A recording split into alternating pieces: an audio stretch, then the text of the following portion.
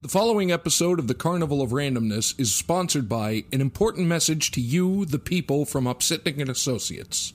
Every day there are forces that are taking from you, stealing from you. Your money, your time, your freedom. Immense faceless corporations, banks, credit card companies, insurance providers, government agencies, this list goes on and on. When you are under attack and facing crisis, turn to us, Upsitnik and Associates, attorneys for you, the people. When every day becomes a battle, we can advise and assist. We have been advocates for 40 years. Email us through upsitnikslaw.com or call us at 1-866-391-3299 or reach out to us through Upsitnik and Associates on Facebook for a prompt, no obligation communication and consultation. Don't be pushed around. Hello, everybody. When we get older, we get to the period in our lives when we decide we're going to look back. So, this being 50 episodes, well, more than that, but 50 actual episodes. I time it a different way and say about a year. Yeah, about a year, give or take. We decide that maybe it's time to get a little nostalgic. And remember, we are not like comic books where in the 90s you had the gatefold cover every other issue. I thought we were doing that. I thought that was next year. We were just going to start doing specials. Like re-releasing. We would have the Gen 13 with the 13 issues of one comic. And the Green Album. Every other thing, just to make money or whatever. Yeah. So now we're going to look back at the past year and just look at what the hell we've done. Boy, we've done some... And a little bit, and I have to say that for some reason in this weather, mosquitoes love me because you've been getting bit too? I've been getting killed. It's amazing. Like, nobody else does, but I was like literally walking in here and now and I'm itching. Yeah, I've been getting bit like hell. But a little bit of like superhero origins. How did this come to be in its own weird way? I never really thought. Did you ever think about doing one of these things? No. I guess for the longest time I had kind of looked at a podcast like, what the hell is that? You know, I thought of like maybe the Mystery Science Theater thing scared me because I thought of pod people. Well, it's like podcast. Like, I don't understand. Like, what pod? You know, are you like? Yeah, I didn't understand. I always pictured that movie thing, Pods. Yeah, and then I started Cocoon. Wilford Brimley. One of the most interesting men in the world, but we'll do an episode on, or we'll talk about him later. We could do 5 episodes on him. Oh, yeah, just on each profession. But, I didn't know what the hell it was. And then I started listening to some, and I was like, oh, okay, it's kind of like a pre-recorded radio show. It is a radio show. Yeah, on the interwebs. Yeah. Terrestrial radio is, almost becoming passé, I would say. To me, I have to admit, that's really sad to me because... Well, I remember, especially growing up and listening to radio, there's something still about that connection with radio. But one of my problems I've had with it is sometimes I would, on a summer night, go outside, turn the radio on. You get, so many commercials and stuff. It's a problem. My guilty pleasure, Coast to Coast AM. Well, yeah. But have you ever noticed how all the radio stations seem to go on commercial break at the same time? Yeah. Maybe because they're all owned by the same thing. Well, not only that, but we're we do have our local stations. We do have the ones that actually have live people, but then you have those other corporate ones that I don't even think they have people there. No, it's all pre-recorded jargon. They probably just have a pre-recorded jargon generator. And in terms of radio, I have to give a plug out that years ago, I never win contests or anything, ever. I don't even win contests we rig here that we're supposed to win. I know. But I won years ago on WCMF. I actually won tickets to the Outlaws and the New Riders of the Purple Sage when I was listening to the radio on Sundays. Oh, my God. And basically, it was a case of one of those, you got to call in. So I'm a kid, and it's like, what the heck, I'll call in. So I actually, for once, didn't get the busy signal. Wow. Then of course, I was a kid, and everything, so it was in Buffalo. I had to have my mom go get the tickets in the studio. And I couldn't even go because I wasn't even driving age. I never won anything. I think I tried a couple times to call in, but I would never get through the busy signal. It's like, the 10th caller. It's like, yeah, but who, after you get the first caller, everybody's calling. Oh, it's so busy signal. How does that work? busy and so busy. But the little genesis of this sort of came about in a way that I knew of podcasts out there. And the one thing I had to say about them is I just was listening to some of these, and thinking to myself, wow, these aren't very good. Well, I think it's, it almost grew out of spite because, or not even spite, maybe out of necessity. Because, yeah, like it's much like, to kind of make a very thin comparison, although I think pretty accurate, is Alton Brown, the cooking guy. Yeah. He started doing his show because there wasn't any good shows out there. So maybe that was it. But there are some good podcasts. Well, I had heard, that's the thing, is I have a lot of friends who do them too, and we talk shop, and it seems, that's like, suppose there's a gatekeeping problem that pretty much almost anybody can do them. Yeah. Maybe they can't find like a studio wizard like us or No. anything, but I've known some, and I just had a problem after a while. Some I'd heard that I just think these are just really, really bad. Yeah, wretched. I mean, really bad guests. Well, there were some, I can't remember the name of it, and this is an honest to God, I can't remember the name of it, but it was supposed to be about beer. So you think 45 minutes, oh, okay, they'll drink some beers, talk about them. No, they would open up a beer, tell you what they were drinking, and then launch into a 45-minute story about something you didn't give a damn about. And I think that's one of my problems. And yes, this is a bit of podcast flatulence doing this episode because it's an anniversary. Oh, you got show. that too? Oh, man, I don't know what I had for dinner, but... Not lately, but I did a pineapple, so maybe this might be a Oh, short good one. God. But one of the things I noticed was that, a lot of these, like on radio shows where, okay, you want to hear a radio show, you want to hear podcasts, and they're supposed to be, and all they do is they're talking about themselves. They're talking about, and it's like narcissistic. And the thing is, they ain't very exciting either. Right. I mean... It's like, you want to hear what you did? Well, I was at the store yesterday. Yeah, that's the thing. I got an ice cream. I'm not interesting. And maybe there are some people who, like good humorists, who they can make out light of a situation, something that's just like, I had a really bad service experiences the last couple weeks. They could make a skit be funny. But a lot of them, it's just like, look at me, look at me, look at me. And they're not even interesting. Yeah, and then if they're they like do... people you knew in high school who thought they were cool, but they weren't. And they're just boring. Yeah. And then guests, bad guests. Well, that's and that's Did another you hear thing. one with some guest with like some steampunk guy who was like really bad? I mean, they're self-serving, and then it just becomes a pissing contest between who's going to be the most self-absorbed. And a lot of like hosts who are just narcissistic and talk about themselves. Well, that and Or it's like people on the panel who are just don't know what they're doing. Here's you the don't thing. know, like you talk about movies and don't know what Rashomon is. Like, here's the thing: if you have a guest, you would think number one, you should make him interesting. None, the generic him doesn't necessarily refer to anybody. Actually, English literature and everything, him means male and female. I mean, even though we have the PC stuff now. But that was back in the day. Yeah. And honestly, what do the English know? We kicked their asses Well, this off wasn't the English. continent. This is actually an author who wrote about this for usage, but nobody uses usage anymore. No, not anymore. But in any event, you bring in a guest, you want them to be interesting, right? And then you would think the host's job is just to facilitate the interview, not take over the interview. It's like, oh, yeah, well, I climbed, for example, I climbed Mount Everest. Oh, well, that's nothing. One time I walked up a hill. Nobody gives a shit.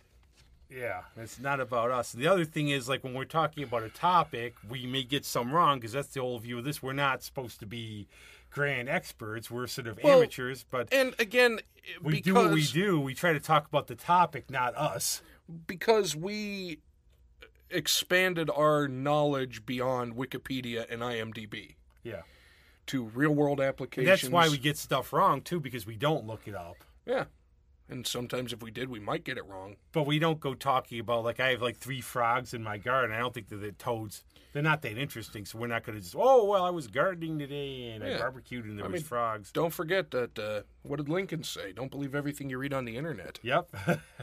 Actually, Caitlin, she actually told a story. She's in New York now. She talked about guitar stuff with some guy dressed as Abraham Lincoln in Washington Square, so talk about random. I thought he was more of a trombone player. I did too. Maybe because he's not short like Trombone Shorty. Maybe. But the way this came about then is we heard of some of these, and some of these were really bad. And I started thinking with Zach, heck, why don't we try one of these? Why don't we do a show we might like to hear, at least some people might like to hear. Well, exactly. And then the irony is I don't listen to the show because I I have a trouble hearing my own voice. I do too, but though then one of the just sort of our fellow Sil Orsi, I was talking to him, and we dabbled into Little Italy, this Little Italy Association. Yes. And so we started doing a few of those. Sil's very busy, so we had some interesting guests on those, which we won't talk about. Yeah. But we just sort of got the foothold there and everything, and we thought, okay, this is our springboard. We see how it works. Yeah. And everything else, so why don't we give it a try? So we started doing this mishmash. We gave it the old college try. I wonder where the hell that came from. I don't know. We should do word origins sometime. That's actually, I've been compiling a list of things for a future word origin episode. And there are some I'm still confused about, but I will find out one day. That's how sort of as you go along, you sort of learn the process. And at first, I was talking to some of my friends, Mike, who's still not been around because of his schedule. Right. And some of my friends about having some perpetual rotating co-hosts, which we have. But you learn as you go along and picking topics and everything and just going off about them. Yeah. And there's a lot more to it than you want to think. People, if you look at the podcast as an entity, it's what kind of stupid stuff can we talk about for 40 minutes this week that nobody will fall asleep? Well, you'll fall asleep, and you can use it as background noise to something, Yeah. And I figure a lot of these are listened by people when they're driving, so hopefully they're not paying too close attention to us. Or outside, who knows? I don't know. Yeah, you can listen to them on so many formats. You're cutting the grass. Just put us on as background noise. A lot of people actually with the, as I've heard for a lot of people who listen to them, say you're doing something, the earphones, you're walking, going somewhere in the car. That's where I listen to podcasts, really. I can't remember the last time I actually listened to a radio station in my car. And it sort of morphed after that, because at first we were sort of bringing up topics that we were going to talk about. Yeah. Then almost organically, we started... Actually, Caitlin Yarsky really played an important part in this, because I've been friends with her for a long time, and I just picked up just to ask her if she'd like to be on it, and she was really enthusiastic. And that's one thing I've noticed. Have you noticed that the people we bring in, they don't have a bad experience? And it had a couple different issues with that, too, because number one... It was like a testing ground to see how we would do interviewing people, bringing people on, and how it would be. And number two, Caitlin, she's very humble, but Caitlin, dear, you're very talented. Award-winning. Top quality test. You're top to guess, which I can't say right. And it really proves something that you like doing it and coming back. And it's thinking, wow, actually, we're doing something right. I know, isn't that weird? That's not a feeling we get often. What do they say? If you love what you do, you never work a day in your life. Yeah, you know who said that? Probably a trust fund baby that never had to work a day in his life. Before when we would be doing these and starting out too, I still have them here. I write notes that I can't even read. Well, yeah, I would start to make notes, but then I think it became more of a... I like the spontaneity of it, and at the same time, I don't like to be limited. Yeah. Because... It's like some people, for acting, they go different ways. Some people don't rehearse that much because they want that spontaneity. Yeah, and some people are very good at it. Others need to basically drill it into themselves. And the idea being, too, when we have guests, they're the guests, and we call them co-hosts as well sometimes, depending on what it is, if it focuses on them or it's a topic they come in and talk about. And the whole thing is you get to run with it. Yeah. You don't get, you start to talk and the host comes back in and interrupts. Well, I was going to say that, in my experience, which is not much, but looking at that, when we would bring in, as we have in the past and will in the future, we bring in musicians. Yeah, you can't imagine who knows them. Well, no, because I'm not, that musically oriented. I kind of take a back seat, but then they'll say something that triggers something in my mind. So I don't necessarily have to be right in the middle of it, but I'll throw in a little nugget that I find every day. I guess that's what makes me a shitty host, because I'm not pumping myself, because I realize I don't have anything in common. If you bring in somebody like Patrick, who has performed Shakespeare, I haven't even read a lot of Shakespeare, because I don't know if I've ever mentioned it before, but my mind is wired odd in that I have trouble reading plays just because of how it's structured. Mine's more a little bit like some poetry. I can read Coleridge. I read the Iliad and the Odyssey. I want to try to reread them outside of a classroom And it's just setting. after a while you go sort of batty with it because you got to remember in the day what they were doing. They were performing these. These weren't written down. And actually, any of the heroes of Homer's books, if they existed, and some may have not, it was the Bronze Age in ancient Greece. They would have been illiterate. They wouldn't be able to read. Well, right. So they would. That's why you hear the brave, the noble Achilles, which will drive you insane because the guy's speaking, and it's amazing a guy could be doing this. It's like acting. He's speaking this, but the noble, the powerful Ajax. Yeah. It's like, come on. Well, which one? The great Ajax or the lesser Ajax? The great Ajax. Or the Ajax you keep under the sink for when you have to clean Well, that's the stove. amazing. Think about you were a hero in the Trojan War and you killed yourself because Odysseus screwed you out of Achilles' shield, but you were renowned as a cleaning agent. Pretty cool. Well, at least he's remembered. Better that as a positive than oh shit, I just blew up my Achilles. So. Well, but how many people, if they had any sense of humor, named their dog Achilles so they could say Achilles' heel? Oh, shit, I'm doing that. A lot of people should do that. I don't know why people don't do that. Because there's no originality anymore. No, but then it started, too, with Caitlin. And after that, I'm hanging out with my friends like Tommy, and I talked to Tommy. He's like, you want to we're doing this podcast. And Tommy, who's a very interesting fellow, as you know. Yeah, that's a word for it. And if you don't know who Tommy is, listen to some of the previous shows. We interviewed him, and he was a part of the D&D episode. But he jumped at it. He's one of these people, he wanted to try something new. Yeah. So he came on, and we talked, but of course he's in 1,000 bands. Oh God, what was it? Lon Chaney was it Lon Chaney, the man of 1,000 faces?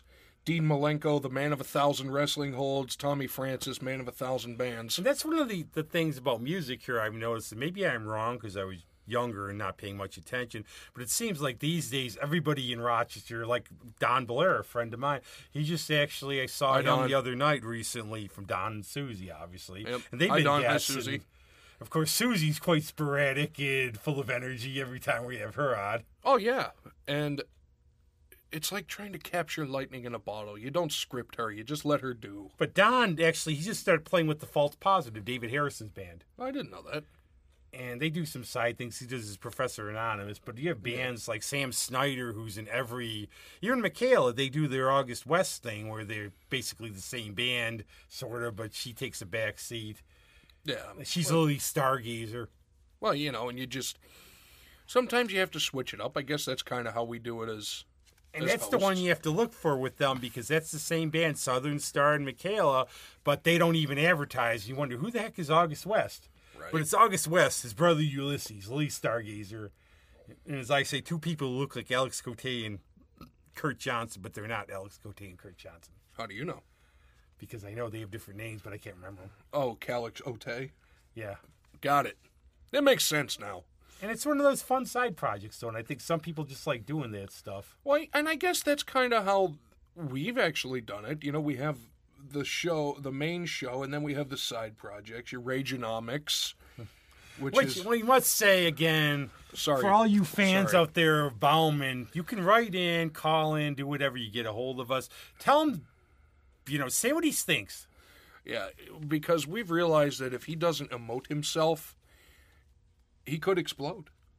And an explosion of that magnitude... And again, how things happen, it's almost like organic. I like to use the word organically, not like the organic stuff or homemade, but things evolve organically in a way where you start doing this, and it takes, like they said, a lot of novels and other things, the writer will tell you, well, the character took a life of its own. I wasn't going to do this, and it went this way. And same thing for this. You sort of, as we're going along, it evolves into something else in the way it's going to go. And a lot of the whole Rageonomics thing came up because John Adams and I were thinking about doing one of these. John's very busy. I don't have time to be like the jack of all podcasts. So we started bringing them in. And then, of course, Jeff. Yeah. So John and Jeff and who was all in the first one? It was the very first one. It was John, Jeff, and Rob, right? Dave. Or Dave. That's right. Dave was here. Rob came for the second one. Yeah. But... when we were searching for Bauman. Yeah, well, part of that, too, and then Rob and Bauman did the episode about music. Yeah.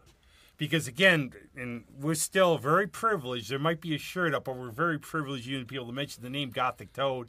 Now, when you hear this... No, we don't. We have to send him $1.50 every time we do. When you hear this, it might be bleeped out. Yeah. There's still very... Even though I've heard rumors of a shirt.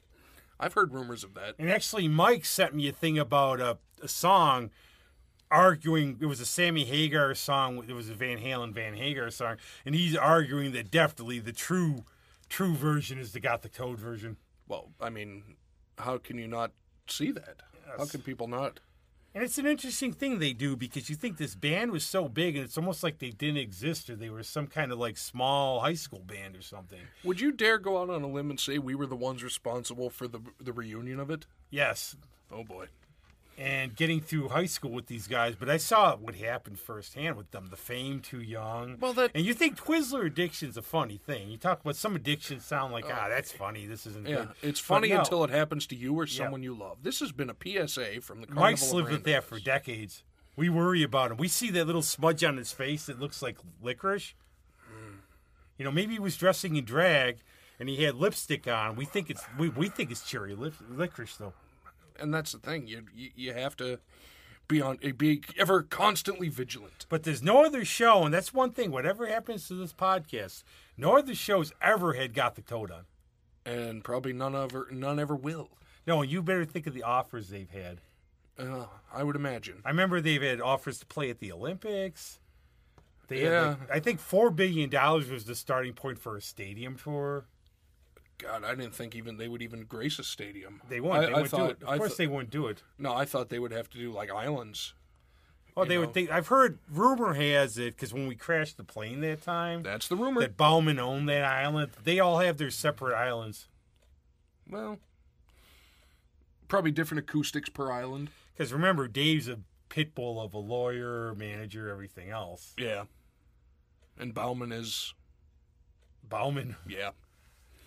That's on a T-shirt. Yes, actually, we might do that. But we also have our On the Road series.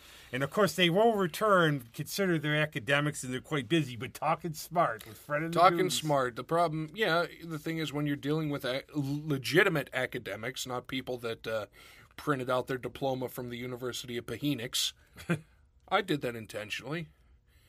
You know, these guys are actually trained and actually I could give you a little note of it. We were supposed to have the second Talking Smart. They love doing it. Oh, that was a blast. And we want to get one again. We might have one on camera so they can do their pipes and booze. Yeah. Because they are, if you ever seen the pipes of the Goose or Fred, they are... Pipes and Booze with Fred. Oh, new show, Pipes and Booze with Fred and the Goose. But we were supposed to do it in April, but then what happens is it's near exam time.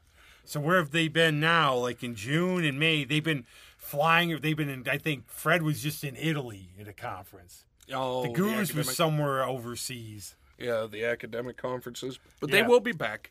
Yeah, he's looking forward to it, probably maybe this fall because... Yeah, get him early in the semester before actually, shit really starts rolling. Fred's very interested in the whole D&D thing, too, so... Oh, Lord, that'd be good. Bring him into something. Yeah, because he's played. He actually does play all like the table games and the war games and all that stuff. But he would add a different war games, like with Dusty Rhodes and the Road Warriors and the Two Rings. The bad chair with Abdullah the Butcher. Remember the electric chair and Halloween Havoc. Sorry, we went off on a WCW tangent. Oh, poor WCW. Poor nothing. They ran it into the ground. That's the one thing too. We've had wrestling episodes, and I still want to get some wrestler who's like worth having on, if we ever could find one. You know, therein lies the problem because there aren't many around the area. No, the thing is, we had the privilege more than once to meet George the Animal Steel. Yeah, met George the Animal Steel on a couple of occasions. And how did we stump George the Animal Steel? Oh, was that the T-shirt I wore? No, well, there's a couple. But tell him about the T-shirt first. Well, the T-shirt, we saw him at Barnes & Noble. He was doing a book signing, and I had a Super Bowl, was it 40 T-shirt where the Steelers beat the Seahawks in Detroit.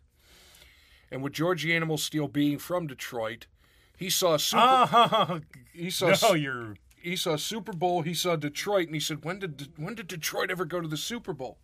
He's like, oh, sorry. Apparently he was mildly dyslexic. He kind of read it out of order, and he said, okay. I was like, Detroit's never been to the Super Bowl. It's like, well, no, sir, but they did host it. But you were wrong right there. Jim Myers Well, yeah, that was this the correction. This is the big thing where we shocked the animal, because we talked about, where am I from? Oh, no, I'm Jim Myers. Yeah. I'm from Michigan. Yeah, he said, I'm Jim Myers. I'm from Detroit. George the Animal Steele was born in Pittsburgh. And that's when he says the thing about the jumping. We're jumping Johnny DeFazio. Yeah, he said because you always hear different stories about where people get their names, and his was, there was a couple that Bruno Sammartino gave it to him. There was the one where he took the name after a wrestling coach in Michigan that he admired. The one rumor was Steel for the Steel City. Yeah. And I used George just because it was the first name that went with it, I guess. Yeah, it just sounded good. But it was Jumpin' Johnny. It was a local Pittsburgh studio wrestler, Jumpin' Johnny DeFazio. And can you explain how you actually first set eyes on Johnny DeFazio? Oh, yeah. It's kind of interesting. When I was in high school, outside of Pittsburgh,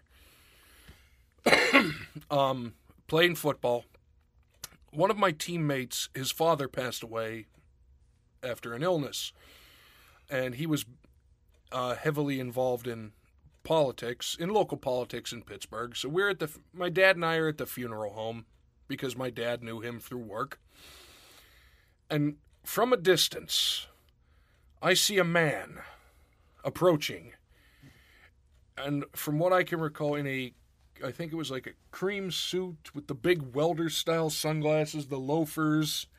He walks by my dad. Did he have the chain? I don't think he had any chain. He may have. We used to call them the Z28 chains because that's what they looked like back in the day when people would go to like $2,000. Like there was 2001 or the Hangar, which was like a disco place. The Z28 with one T-top missing. Yeah.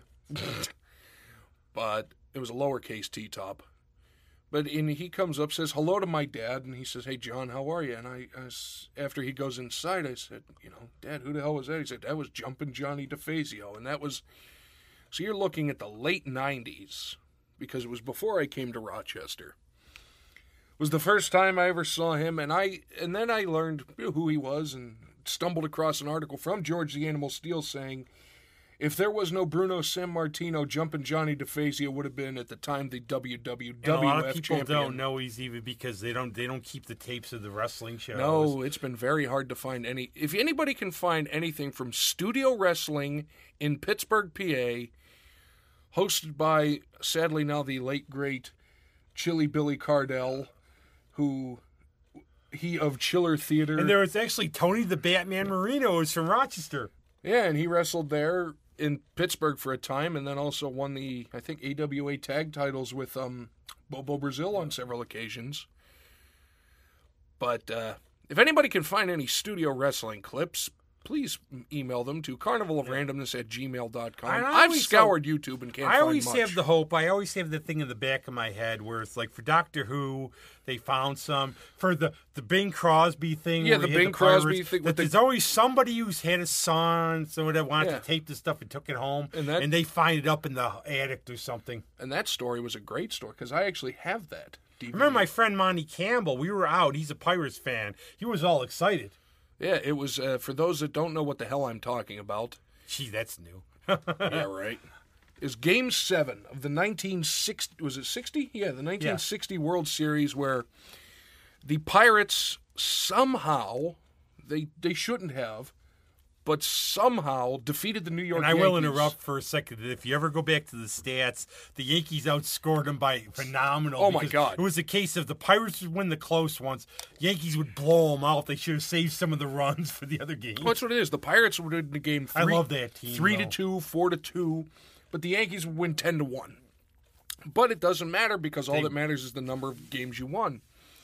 And that was the famous, one of the famous shots heard around the world with Bill Mazeroski blasting the home run. Giants win the pennant. Oh, that's the wrong series. No, wrong series. But anyway, what happened was Bing Crosby, the legendary singer, was a part owner of the Pirates at the time. He was in Europe, I believe in France, when Game 7 was probably going on. golfing the way he was. And he made arrangements to have it recorded. So he made a pirated a tape of the game. Well, technically. Well, he's the owner. I think that's all right. I was going to say, he's part owner and gave himself permission.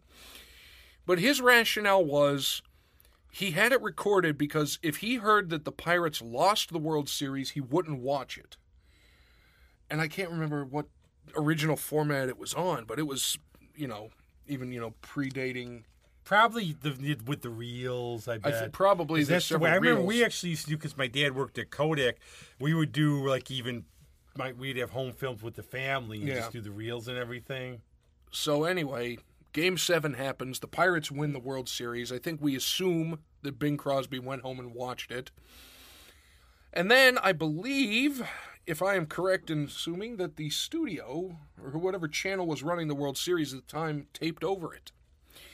So all of a sudden, Game 7 of the World Series of 1960 disappeared for 50 years until it was unearthed by a guy who was the caretaker at one of Bing's estates. He was going through the boxes in the basement of old films to see if there was anything worth keeping, and stumbles across these reels of the 1960 World Series Game 7. Well, I'd heard something years ago, some people, what they would use, you say you're a football fan, baseball fan, whatever, what they would do for if they were really into the sport, they would tape some games, not watch them.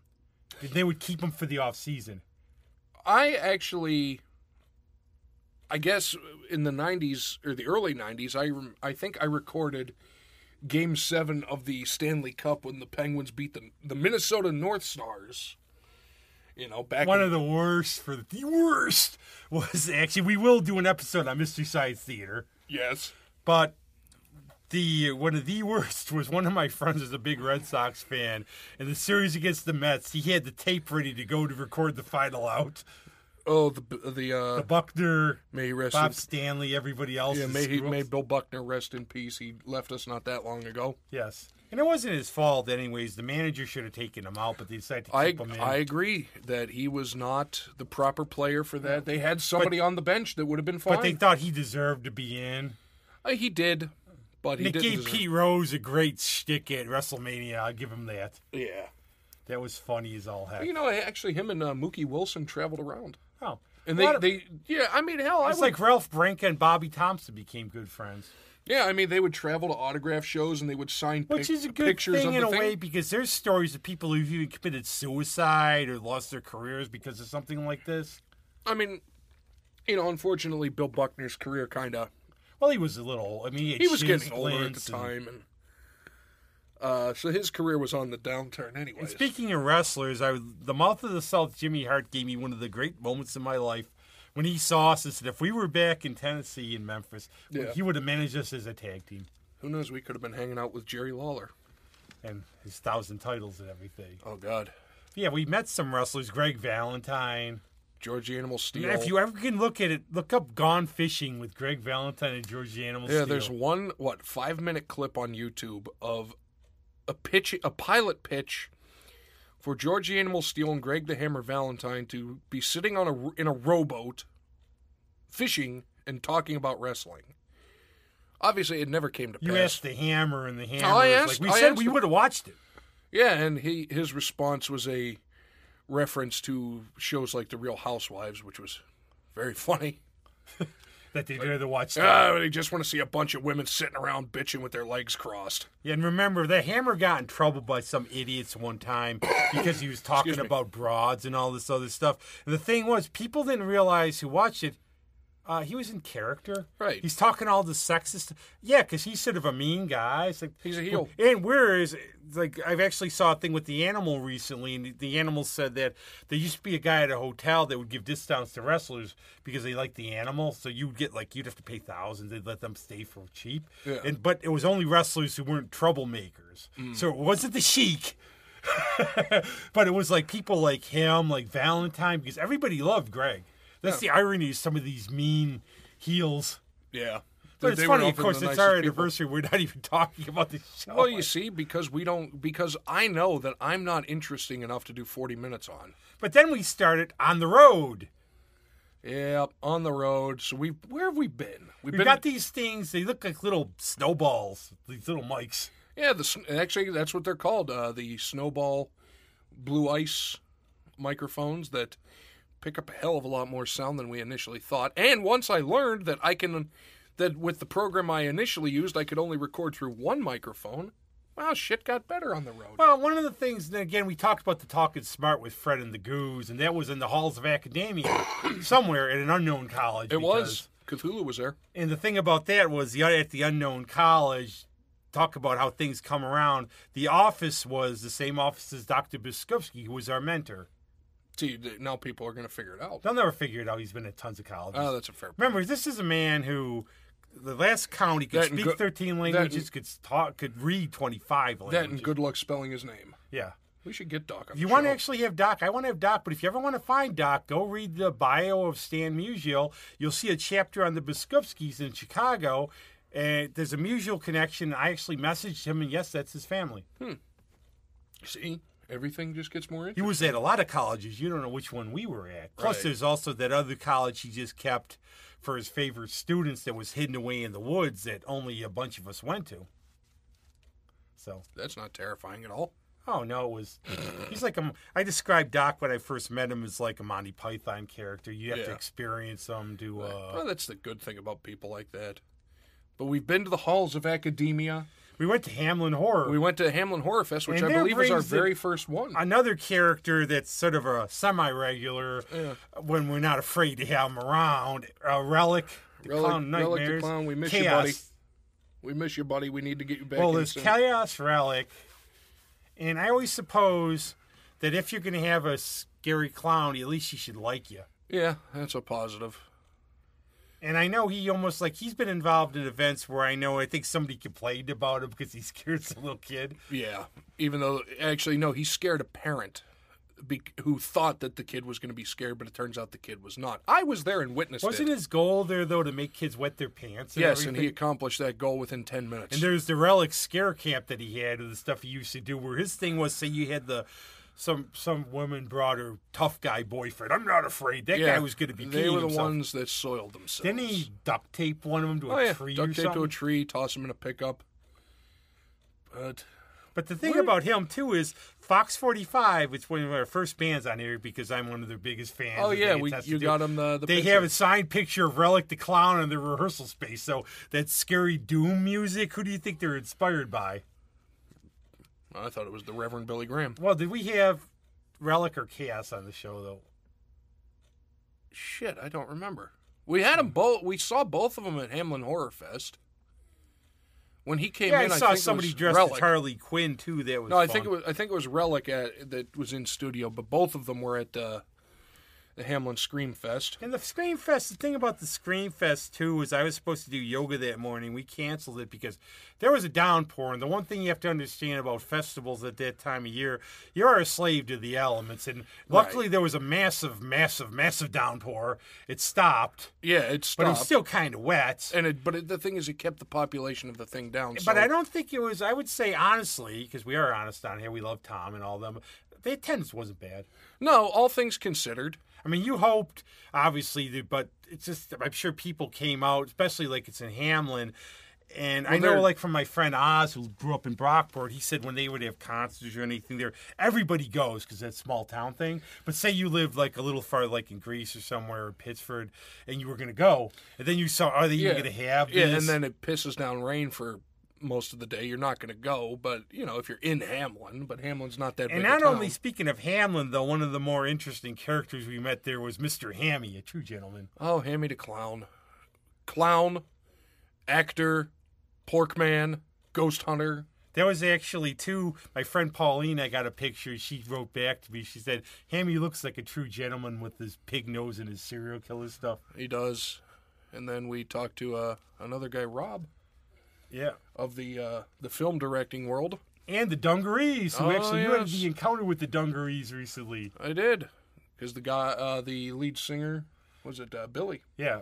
He owns a vacuum repair Forgive shop. us with names, we're horrified. Yeah, no, he owns a vacuum repair shop. And not one far of the from best where I am. buttons I've ever seen with Nasty Leprechaun. I bought the button. If you go down to the vacuum center, you can get a button and a CD. And Zach helped judge, like, he was sort of involved in the costume contest. I and wrote shit stuff. down. So he helped, because none of those, helped. because the clown couldn't add. Yeah, and I like how Plus, he we passed sort it of off kept on me. him away sort of from murdering any of the kids, I suppose, or anything. It wasn't the kids. It's But the see, adults. the thing was, you ever notice, like, okay, like, actually speaking of that, you go back now, there he is looking terrifying. None of the kids were afraid of him. No, the kids adults were sort of like, yeah, oh, the this kids guy's were, sort of... You see the pictures, the kids were loving it.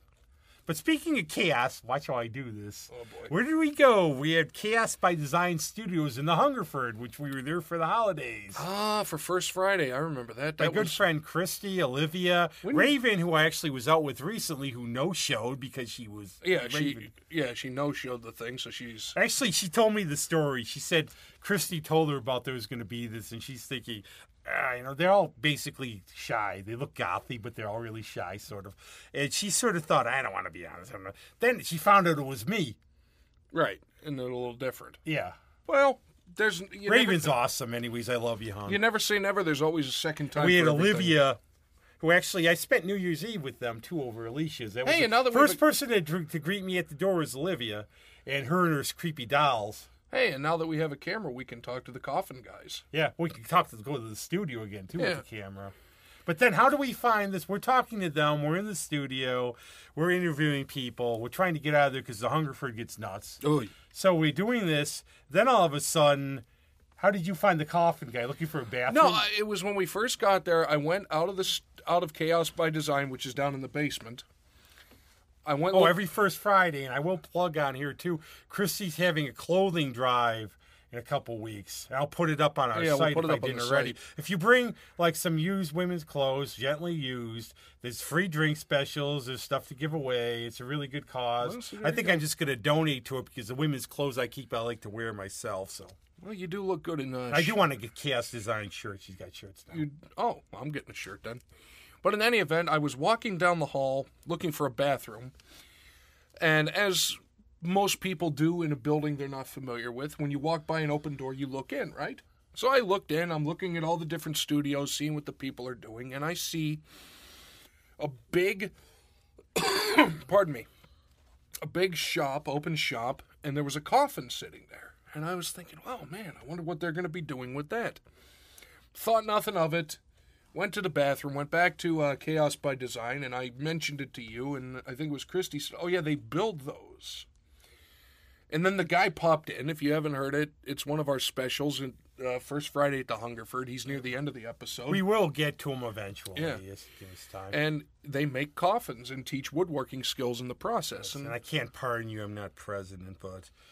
Yeah. So, but the other ones too, we did not say a V-no, we said a V-yes. We're one of the best, I think the best restaurant in Rochester. And thank God Janine came up with that title, because that was one of the few times I was struggling with the title. And literally, I run into Ben at Wegmans late at night all the time. Literally, because he's done with his work and he's out there and he's always around. We ended up at the Bop Shop with Tom down in the basement / green room. Yep. Did we go anywhere? Oh, the play. Yes. I can't remember where the hell we went. We went to their play headquarters where they were rehearsing. Yeah, down in somewhere. Yeah. Yeah. But it was the home base of what?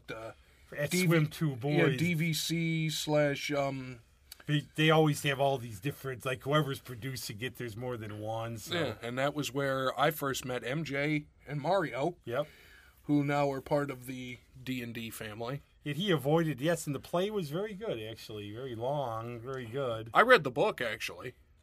The book was quite good. Yep. At Swim 2 Boys, and, that was So basically what we're trying to do is get you to go back and listen to some of our previous misadventures. And again, we always say spike interest, like in terms of when Caitlin was on. Did you say, like with your dad, somebody listened to it and immediately Googled their books? Yeah, it was my dad. Because my dad is of the older generation, or he wouldn't be my father, but not a comic fan, never really was as far as I know. But he was listening to it and at work, and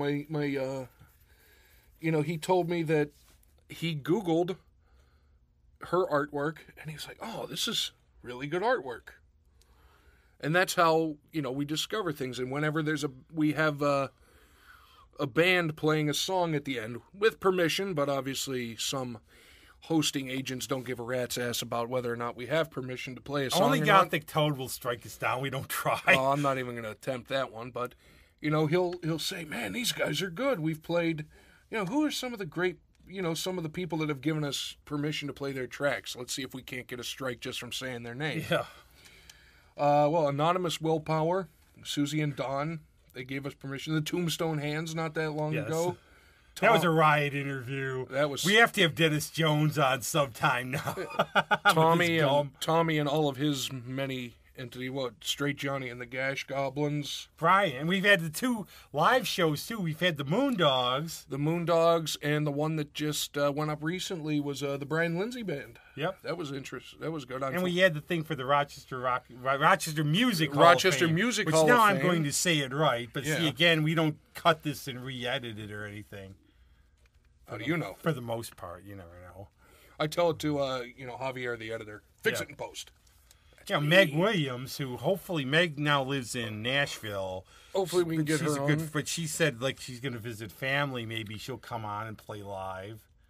Who the hell else? Maybird, of course. Maybird. We played one of their songs. Yeah, we played Maybird, and Sam and I have been talking. They really want to be on, but they are enormously busy. Well, that's the thing. When you're that just like busy, Michaela Davis. Exactly. She's been wanting to be on more than once, but then she has.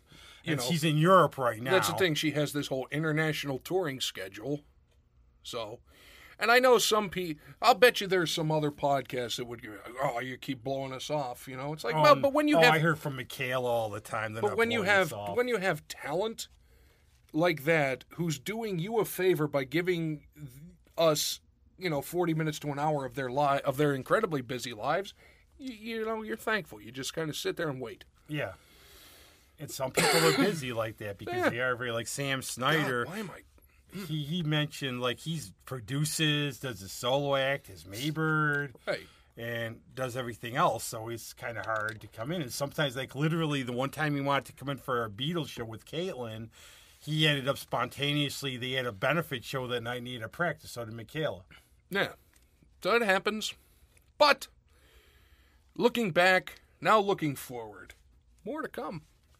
Too bad we missed Dick Destroy Bear because he died. That was another wrestler I was fortunate enough to meet.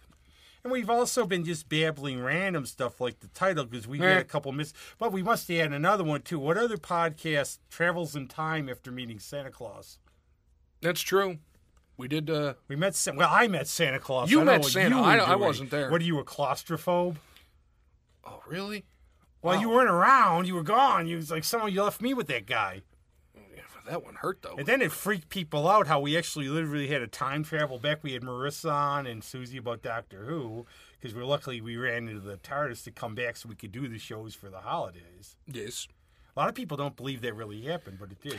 It's on the internet. How could it not be true?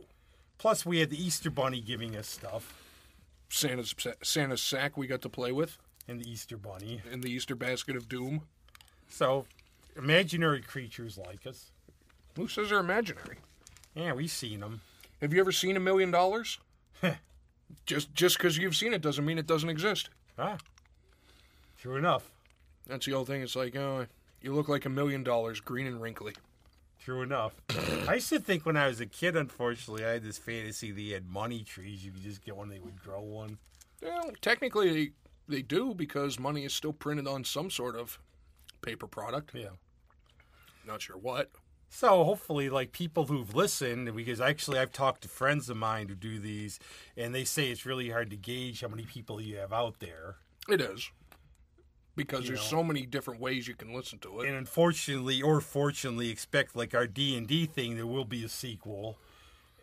Well, it's not just going to be D&D. And here we are. I say sometimes we're like a gateway drug for some things, and I mean that in a good way, where, say you hear a band, you pick up the band, you go see the band, get the CDs. But Tommy, I was out with Tommy recently, and he's playing D&D now. And maybe some people saw that and said, wow, they're kind of weird with the bunny ears and stuff. But I might like to try that. They were elf ears. Yeah.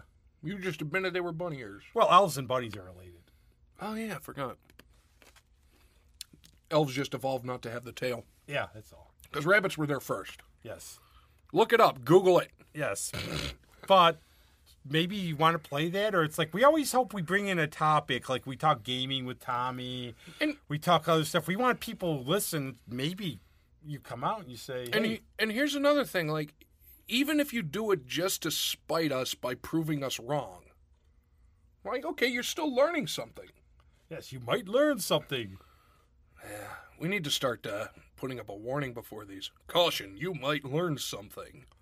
or it's a topic maybe you didn't think. That's one thing. I'll go back to one of my other mentors in school with Biskupski, Dr. Bain, and I always said his thing was, whenever he taught a class, like he taught urban politics, and Biskupski used to make fun of him and say, "You want to take my class and learn something interesting? You want to hear about..." Was it Dr. Bain? Was he in the darkness? No!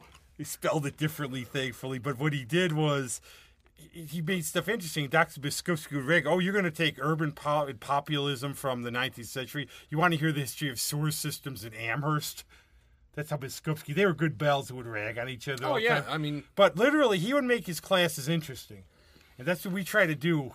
And it's another thing. Sometimes it could be something you have literally no interest in or even knowledge of, but if it's presented in a meaningful and... The obscure sports teams. Yeah. In a meaningful and entertaining way. Our Halloween specials. Specials. Christ. Just sitting there because we had no plan, and we're just like, bring in random. I mean, unfortunately, Caitlin won't be with us for a while, but we have our regionals. We also, Patrick loves doing it. I think he's very good at it. Yeah, Pat will be back because he likes it, and he is a font of information. And he's much freer after this month, and he's got some movies he can complain about. He's already going on about that new Joker movie, how bad it's going to be. Oh yeah, by the way, that's a series that we haven't yet aired. There's one in the can. I'm not going to tell you the name of it, but rest assured it is us and Pat, and I believe it ended with Pat looking at me and saying, "Oh, Jesus Christ." Yeah. If I can recall correctly. So that's what we call in the business a teaser. Yes. Did you like how I went deep like that? Old time radio. And who knows? Even on our page, I don't know if we'll listen to you or not. But one of the things I read everything that people post. We'll read unfortunately, everything. It's not much right now, but we need more people to do it. But recently, people like the stuff and everything. But one of the things, if you ever have any topic you'd like to hear, mention it. We'll see what we can do. Yeah. Hell, see how we can butcher it. What is meaningful to you that we can ruin? And forthcoming shirts. Yep. Now, the great Ellison Cote, if you've seen the design, it's fantastic. Yeah, it's our new logo on the page. And it's really, everybody loves it. I think it's cool because it's that old-timey. And I just told Allison artwork. to run with it. You don't tell Allison what to draw. Well, that's the thing. You don't tell an artist of her caliber what to do. And you give her an idea. And we'll have Caitlin doing the variant. I hate to imagine what that's going to be. It'll be sort of scary. Or not. No, I doubt it'll be scary. I think it'll be fantastic. Yes. And how many other podcasts can say they have stuff designed by award-winning artists? Yes. Nah, I wouldn't do like monkeys or anything. Though. I like monkeys. I like monkeys, but I want to get a Harmonica Winsky shirt because they got a crab on them, and crabs are cool. That's funny. Yes.